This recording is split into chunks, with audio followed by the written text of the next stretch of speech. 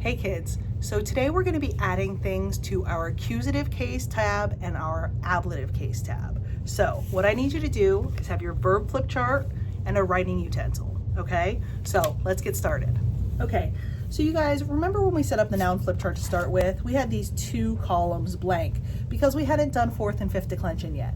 But now we're going to do fourth and fifth declension. So let's add those in. So fourth declension, US, and then the plural nominative is US with a long mark, okay? Your genitive is US with a long mark, problematic. And then your genitive plural is U, U, M. Your dative singular is you, and then I with a long mark. And then your dative plural is I, B, U, S. Your accusative singular is UM, and your accusative plural is US with a long mark. And then finally, for your ablative, you have U with a long mark, and then you have, for the ablative plural, you have ibus. Okay? Those are your endings for the fourth declension. Please feel free to pause the video and write these down. Now, for the fifth declension, we have ES, okay, and you have a long mark over that E. Then you have EI with a long mark over the I. I'm sorry, I was going the order of the chart. The nominative plural is also ES with a long mark. Genitive singular is EI, okay. Genitive plural is E with a long mark, R-U-M. Dative singular is E-I with a long mark. Dative plural is abus. Long mark over that E. Oh my goodness. Oh, kids. I'm losing it here. Abus with a long mark over the E. This is why you should never use pen. Accusative plural is ES with a long mark. Accusative singular is EM, okay? Ablative singular, holy moly, Shub, is E with a long mark. And ablative plural is E-B-U-S with a long mark. So please excuse my missteps. Here is fifth declension. Oh, that looks hideous. I'm so ticked. Pause the video and then come back. Okay, so now we're going to add some things to the accusative case tab. So let's flip up. We haven't added to the accusative case tab in some time. Now what we have for the accusative case is for direct objects and for objects of non-sit-based prepositions. What we're going to add is the third type of accusative case, which is an accusative of duration of time. Duration of time equals for whatever the situation may be. An accusative of duration of time, when you have an accusative duration of time, it's translated as for blank. For example, trace days. You have the word day in the accusative case. Because day is in the accusative case, you would translate this for 3 days. It is not the direct object. This is an accusative case time construction, an accusative of duration of time. How do you recognize them? You'll see a time word or a day word and it'll be accusative. And that's how you know you'll translate it using the word for. Okay, the next type is for movement toward a courtsider word. Let me explain what that means. Movement toward a capital T, capital C, capital T, S-I-D-R, okay, word. What does courtsider stand for? Cities, towns, small islands, the Latin word domus, and the Latin word rus. There are other words like humus, etc., that also fall into this category, but we're going to start with these. So, for example, if I wanted to say, I am going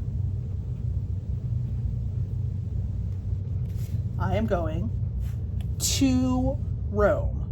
Rome is a city. So, since Rome is a city, I'm going to put Roma in the accusative case. This, as an accusative case city, is going to translate as to Rome.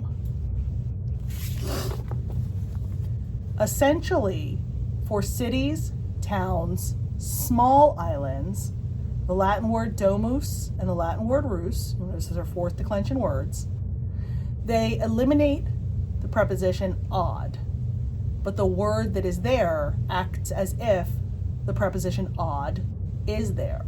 So it keeps its accusative case ending. How do you know something's a small island? So there's no like mileage representation, but essentially the way I figure it is this. If you're looking at a map of Europe and the island is too small to have the name written on the island itself, then it's a small island. So for example, Crete, Sicily, Corsica, Sardinia, those are large islands. But Delos, I'm trying to think of any other island, Mykonos, etc. These islands, these are small islands, okay? So those are your two new uses, accusative of duration of time and movement toward a courtsider word. Up in number 2, for the object of non-sit space prepositions, I want you to add 2 prepositions. Post plus the accusative equals after ... and ante plus the accusative equals before ... like after school or before school. Okay? Write all this down, pause the video, and come back, and we're going to add something to the ablative tab. Okay, so now let's go up to the ablative tab.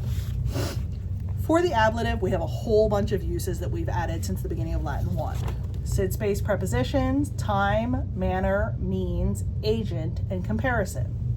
So what we're going to add now, number 7, movement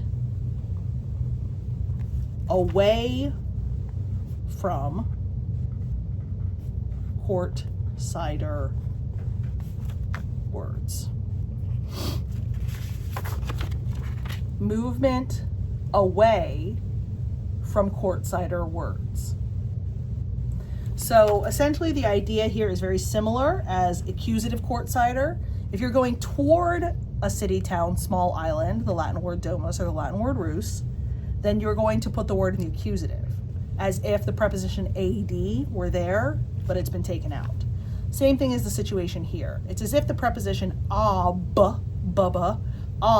which is a sit space preposition, it's as if that were there, but they've taken it out. So for example, if you wanted to say, I am leaving Rome, you would put Rome in the ablative case. So essentially this means from Rome. I am leaving from Rome. Okay? There are 2 more prepositions that we have to learn that are not courtsider. Okay? So I'm going to call these time preps. And they are post plus the ablative and ante plus the ablative. You'll notice earlier in the video I said if post is followed by the accusative, then it means after ... And if ante is followed by an accusative case word, it means before ... like after school and before school. If you have post followed by the ablative, it means blank, blank, blank, later, like 3 days later. If you have ante followed by the ablative, it means ... before, as in 3 days before, okay? We do have probably, if you're continuing to take Latin, we'll have about 3 more ablatives. If you're not, we'll have 1, okay? So for Latin 2, you need space for 1 more ablative. If you're continuing, you'll need space for a couple more, and honestly, you just might need to have an extra page, okay? So those are our new accusative and ablative uses. Thanks, kids.